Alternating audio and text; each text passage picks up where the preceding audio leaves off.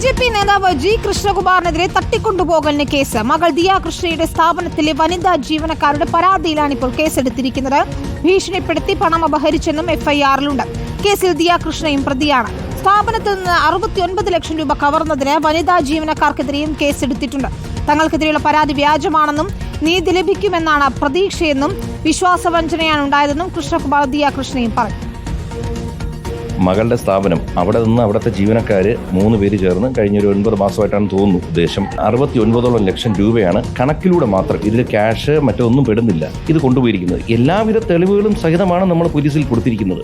ഇവരൊരു വീഡിയോ അയച്ചു തരട്ടെ, ഇവരെ ഞങ്ങൾ കിഡ്നാപ്പ് ചെയ്ത് എവിടെ നിന്ന് കയറ്റുന്നതോ അല്ലെങ്കിൽ കാറിൽ നിന്ന് ഇറക്കി കെട്ടിക്കൊണ്ടിരുന്നതോ അല്ലെങ്കിൽ കെട്ടിയിട്ട് ഇടിക്കുന്നതോ എന്തെങ്കിലും ഒരു സാധനം വീഡിയോ ഇവർ ഇറക്കട്ടെ.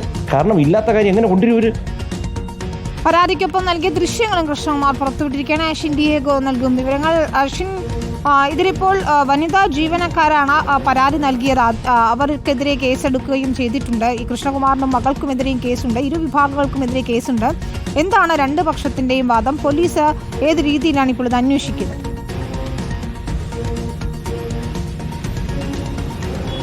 വിനിത സൂചിപ്പിച്ച പോലെ തന്നെ ഈ സംഭവവുമായി ബന്ധപ്പെട്ട് 2 കേസുകളാണ് ഇപ്പോൾ ഉള്ളത്. 2 കൂട്ടരും പരാതി നൽകിയിട്ടുണ്ട്. ഇതിൽ കൃഷ്ണകുമാർ പറയുന്നത് ആദ്യം പരാതി നൽകിയത് തങ്ങളാണ്.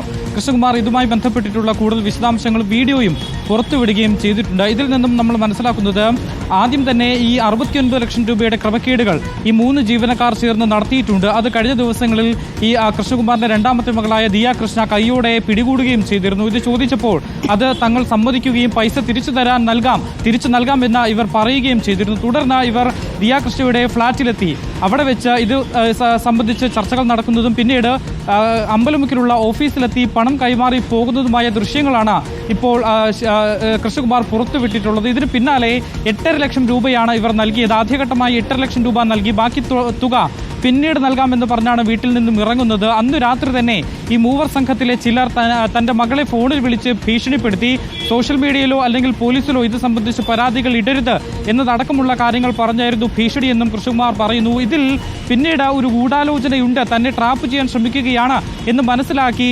ACPക്ക് താൻ പരാതി നൽകി. ഈ പരാതി നൽകിയതിന് പിന്നാലെയാണ് ഇവർ ഇപ്പോൾ ഈ മ്യൂസിയം സ്റ്റേഷനിലെത്തി തനിക്കും മകൾക്കുമെതിരെ പരാതി നൽകിയിട്ടുള്ളത് എന്നുള്ളതാണ് കൃഷ്ണകുമാർ പറയുന്നത്. ഈ ആദ്യത്തെ പരാതികൾ പറയുന്നത് തന്റെ മകളുടെ സ്ഥാപനത്തിൽ നിന്നും 69 ലക്ഷം രൂപ ഈ 3 ജീവനക്കാർ ചേർന്ന് തട്ടിയെടുത്തു എന്നുള്ളതാണ് കൃഷ്ണകുമാറിന്റെ പരാതി. അതേസമയം മ്യൂസിയം CA ഇപ്പോൾ കേസെടുത്തിരിക്കുന്നത് ഈ പരാതിക്കാർ നൽകിയിട്ടുള്ള 3 സ്ത്രീകൾ നൽകിയിട്ടുള്ള പരാതിയിലാണ്. ഇതിൽ തങ്ങളെ തട്ടിക്കൊണ്ടുപോയി അതിനുശേഷം ഭീഷണി ഒരു സ്ഥലത്ത് ബന്ദിയാക്കി മർദ്ദിച്ചു, വീട്ടുകാരെ ഭീഷണി സന്ദേശം അയച്ച് ഭീഷണിപ്പെടുത്തി 8.5 ലക്ഷം രൂപ വാങ്ങി എന്നൊരു പരാതിയാണ് ഈ പരാതിക്കാർ ഈ 3 സ്ത്രീകൾ ജീവനക്കാരായിട്ടുള്ള 3 സ്ത്രീകൾ നൽകിയിട്ടുള്ളത് എന്നുള്ളതാണ്. ഈ കേസുമായി ബന്ധപ്പെട്ട് കൃഷ്ണകുമാറിന്റെ മകളെ അറസ്റ്റ് ചെയ്യാൻ സാധ്യതയുണ്ട് എന്നുള്ളതാണ് മനസ്സിലാക്കുന്നത്. ഇതിനും അദ്ദേഹം പറയുന്നുണ്ട് തനിക്ക് മുഖ്യമന്ത്രിക്കടക്കം പരാതി ഇപ്പോൾ താൻ നൽകിയിട്ടുണ്ട്. മുഖ്യമന്ത്രിയുടെ ഭാഗത്തുനിന്നും ഓഫീസിന്റെ ഭാഗത്തു നിന്നും അനുകൂലമായിട്ടുള്ള ഇടപെടൽ ഉണ്ടാകും എന്നുള്ളതാണ് പ്രതീക്ഷിക്കുന്നത്. പക്ഷേ മ്യൂസിയം CI താൻ ഈ പരാതിയിൽ തന്റെ തെളിവുകളടക്കം നൽകിയിട്ടും യാതൊരു വിധത്തിലും താൻ പറയുന്നത് കേൾക്കാൻ തയ്യാറായിട്ടില്ല. തന്നെ ടാർഗറ്റ് ചെയ്ത്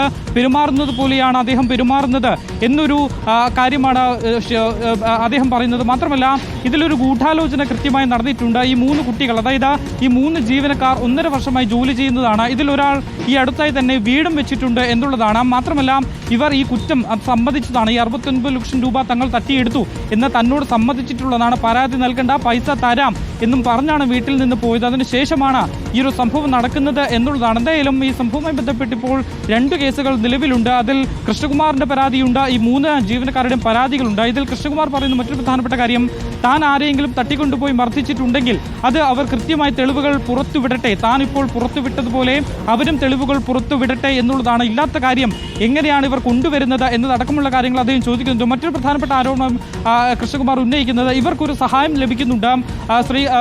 അത് ഒരു നേതാവിൻ്റെതാണ്. അത് ആരാണെന്നോ എന്താണെന്നോ തനിക്കറിയില്ല, പേര് പോലും തനിക്കറിയില്ല.